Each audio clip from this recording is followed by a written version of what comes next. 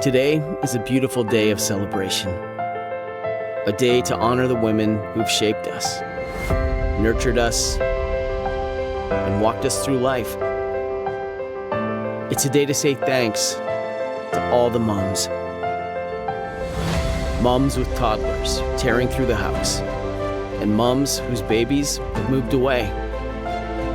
Moms who are doing this all by themselves, and moms who loved a child in need. Moms who have suffered unimaginable loss, and moms whose children are moms themselves. For all the times your love made things better, and the moments your wisdom made things clear. For the way you lived as an example, so we could see Jesus through you. For each and every memory that has lit the path we walk, we say thank you. Whether this is a day of celebration, reflection, or heartache, know that you are loved. Happy Mother's Day.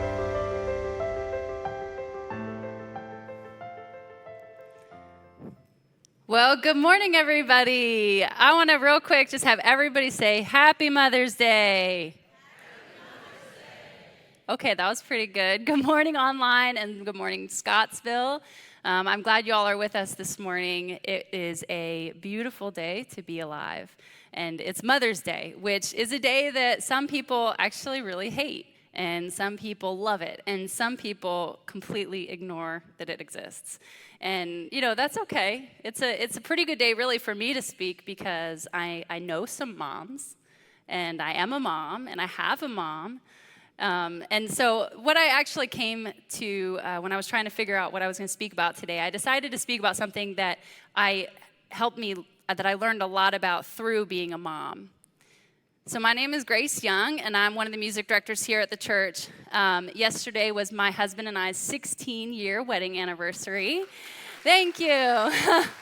He was on the drums earlier. If you don't know him already, his name's Michael. And this year actually marked 20 years of us dating. So it was pretty exciting. And I'll be sharing about it, the topic I'm sharing about, it just as much relates to marriage as it does to being a mom. 13 years ago, on a freakishly hot day in June, I gave birth to our first child, Naomi, who's actually on camera right there, after 41 hours of labor. And I'm from a very rural community in Pennsylvania, almost nearly Amish. So I gave birth at home. And I remember a few hours after I gave birth, our midwife looks at me and says, okay, well, I'm going to head out now. And I just froze. I was like, are you kidding me? Like, you can't leave me alone with this baby. I have no idea what I'm doing. Like, I've never had a baby before. You can't leave me alone. Like, I don't know why I had this freak out, but probably because of sleep deprivation. When I woke up on the third day of Naomi's life, Naomi was crying. And I remember thinking, I'm going to die.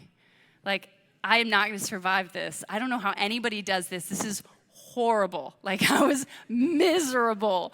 And that is because I do not do well with sleep deprivation. I learned that very quickly.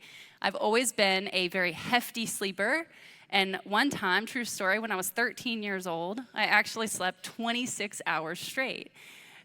So I can sleep. And then we decided to have 2 more kids. So I didn't really sleep for like 7 years straight. And through those insanely challenging years, I learned something incredibly important. I still work on it every day. I still fall short of it. I still strive for it. Over these last 13 years, I've discovered what is referred to as spiritual discipline. In learning the physical disciplines of motherhood, of trying to stay on a schedule, I discovered that spiritual disciplines help me to not get so swept up and swept away in the many demands of each day. I have to give you all a disclaimer here because some people get a little bit confused. Spiritual disciplines do not make you more likely to get into heaven. Jesus is literally your only ticket to ride that train. Your faith in Jesus is the only thing that's going to get you there. But spiritual disciplines help you to navigate this life in a more productive, consistent, positive, and God-oriented way. We begin to practice them maybe because we're curious about what it means to live a Christian life. Maybe we're really hungry for a spiritual experience, or maybe we're just doing them because we feel like that's what we're supposed to do. Maybe we're going through a really difficult time and we really need to dig deeper and we need to be grounded to get us through that. Either way, we are all in relationship with God. That relationship may be completely non-existent. It may be great. But the truth is, you are in a relationship with God because God exists. And now, comparing that to my marriage, I've learned that it's not the initial commitment or the initial feelings of excitement that make a marriage work. In marriage, we have certain daily practices and rituals and routines that we have to pay attention to keep that love growing and blooming. And it's through these daily practices and commitments that our spouses and ourselves, we prove our love to each other. That strong feeling, it got it started.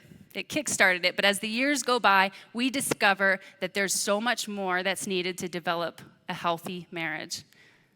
When I was younger, I have to be honest, I hated hearing this when I was in the honeymoon phase, me and my husband.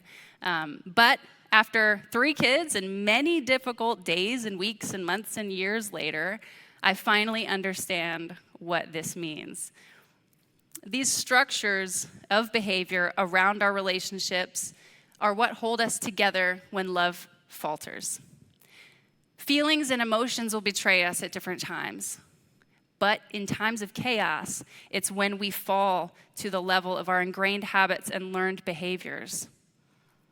So the topic of spiritual disciplines is a huge one that I've spent a lot of years trying to learn about and trying to study.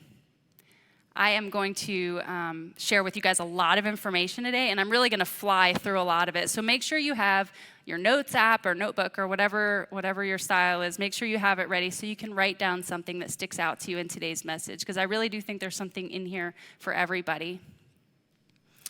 So what are spiritual disciplines? Spiritual disciplines aid our growth as disciples of Christ, and they deepen our relationship with God. The term spiritual discipline is not a biblical term, but all of the disciplines that we use to grow spiritually closer to God are found in the Bible.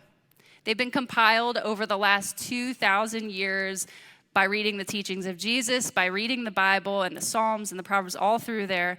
They've been compiled under this umbrella term, spiritual disciplines.